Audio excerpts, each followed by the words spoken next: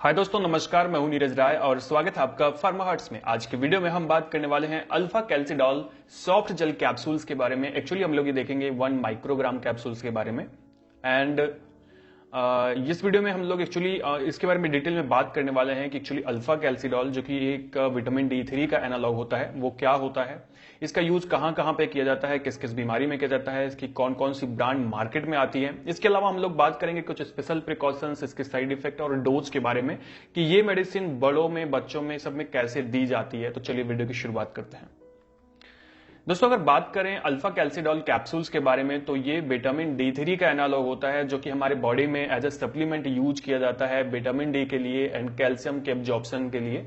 And ये हमारे body में हमारे लीवर एंजाइम के द्वारा एक्टिवेट किया जाता है इन द विटामिन D3, यानी कैल्सिट्राल के फॉर्म में ये एक्टिवेट किया जाता है, जो हमारे बॉडी में एक्टिवेट होने के बाद में ही अपना काम दिखाता है। और इसका मेनली काम जो होता है वो हमारे बॉडी के अंदर जो कैल्शियम का इंटेक हो रहा है उसका एब्जॉर्प्शन में ये सहायता करता है।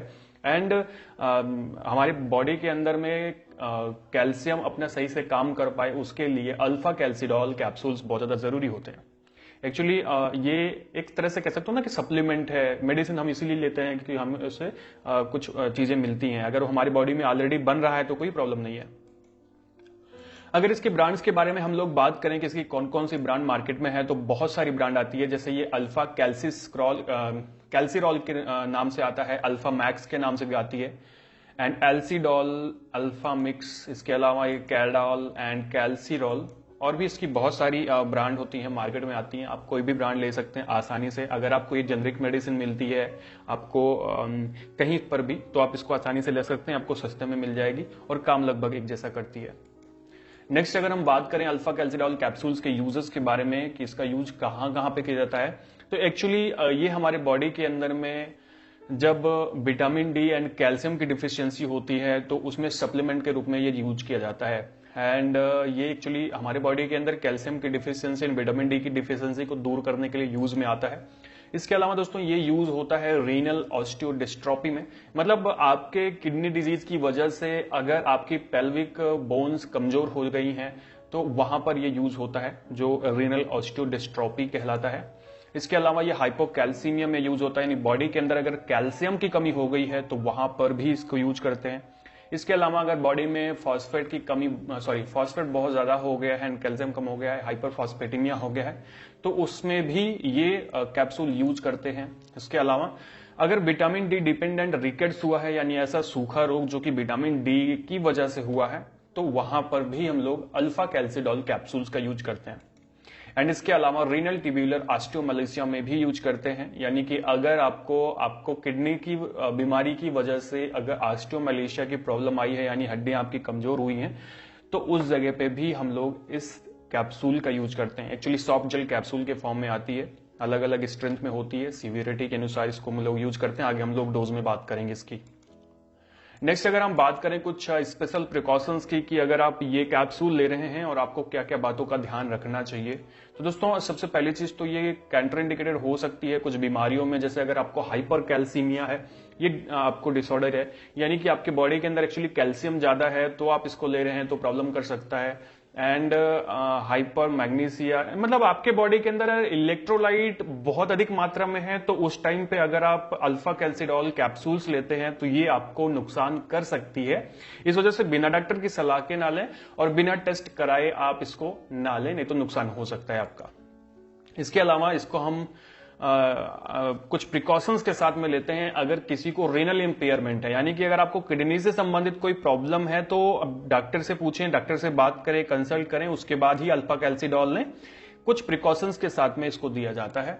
एंड अगर आप इस अल्फा कैल्सिडॉल को ले रहे हैं तो अपने बॉडी में जो सीरम लेवल होता है उसको आप मॉनिटर रेगुलर करते रहिए, यानी आप ध्यान देते रहिए कि आपके बॉडी में ऐसा तो नहीं कोई इलेक्ट्रोलाइट बढ़ गया है, कोई मिनरल बढ़ गया है, जैसे कैल्शियम तो नहीं बढ़ गया है। तो अगर आप रेगुलर मॉनिटरिंग करेंगे तो आपको कोई प्रॉब्लम नहीं आएगी। ये सब प्रिकॉशंस हैं। इसके अलावा हाइपर कैल्सीयूरिया, अगर आपके बॉडी के अंदर से यूरिन में अगर कैल्शियम निकल रहा है तब भी आप अल्फा कैल्सिडॉल कैप्सूल्स नहीं ले सकते हैं। तो ये सब कुछ स्पेशल प्रिकॉशंस होती हैं जो आपको ध्यान रखनी चाहिए दोस्तों। प्रेगनेंसी एंड लैक्टेशन में बिना डॉक्टर की सलाह के ये कैप्सूल्स नहीं लेनी चाहिए, ये भी आपको बात ध्यान रखनी चाहिए। नेक्स्ट अगर हम बात करें साइड इफेक्ट की कौन कौन से साइड इफेक्ट देखने को मिलते हैं, तो इससे को लेने से नॉजन वोमिटिंग हो सकती है एंड इचिंग शरीर में हो सकती है, स्किन पर रेसेस पड़ सकते हैं, एबिडोमिनल पेन जो कि एक कॉमन सिम्टम होता है, कॉमन साइड इफेक्ट होता है इसका, एबिडोमिनल पेन आपको हो सकता है एंड इसका सीएनएस डिप्रेशन हो सकता है एंड कॉन्स्टिपेशन भी अक्सर देखने को मिलता है। जब कोई ये कैप्सूल्स लेता है तो उसको कॉन्स्टिपेशन की भी प्रॉब्लम आती है। इसके अलावा ड्राउजीनेस हो सकता है एंड हाइपर कैल्सीमिया, अगर आप लंबे समय तक इसको लेते हैं तो आपको साइड इफेक्ट में हाइपर कैल्सीमिया भी देखने को मिल सकता है, यानी कि आपके ब्लड के अंदर में कैल्शियम की मात्रा बढ़ सकती है और अब बहुत ज्यादा आपको प्यास लग सकती है, थ्रस्ट हो सकता है, जो इसके साइड इफेक्ट में आता है। तो दोस्तों ये थे साइड इफेक्ट। अब लास्ट में हम लोग बात कर लेते हैं इसके डोज के बारे में कि एक्चुअली इसकी डोज क्या होती है। तो दोस्तों अगर मैं डोज की बात करूं तो एडल्ट्स के अंदर में अगर बहुत जैसे सीवियरिटी के अनुसार एक्चुअली देखा जाता है कि कितनी डोज देनी है पेशेंट को, तो एक दिन में 1 माइक्रोग्राम टैबलेट दी जाती है, सॉरी कैप्सूल्स दी जाती हैं पेशेंट को, बट आप चाहे इसको डिवाइडेड डोज में ले सकते हैं, यानी कि सुबह शाम करके ले सकते हैं।